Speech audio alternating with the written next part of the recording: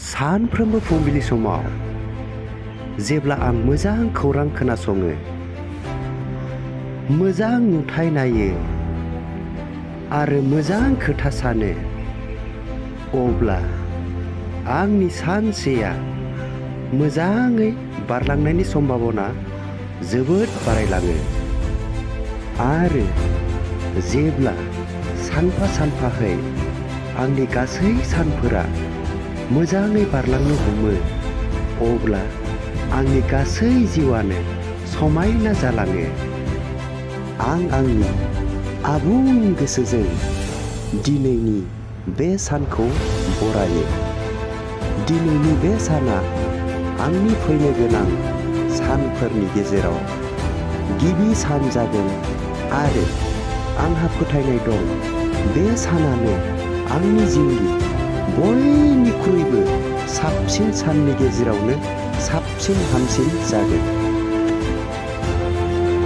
दिनै आं जोबोद खुसि, मानोना आंहा आबुं फोथायथि दं दि दिनैनि बे सानाव माबा मोनसे नङा माबा मोनसे आंनि जिउआव मोजां जागोन। दिनै आं माबा मोनसे गोदान सोलोंगोन, माबा मोनसे गोदान नायगोन, माबा मोनसे गोदान सानगोन आरो माबा मोनसे गोदान मावगोन। दिनै आं जोबोद गोजोननाय मोनदों।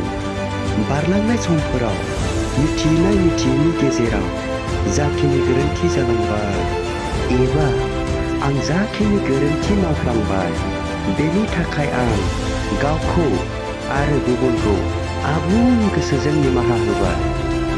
आंनि गोसोआ बारलांनाय बुब्लिफोरखौ नङा, फैनो गोनां समफोरनि सायावसो। आंहा दिनै जा मावनो गोनां दं, बिनि सोमोन्दै आं मोजाङैनो साखाफाराखा।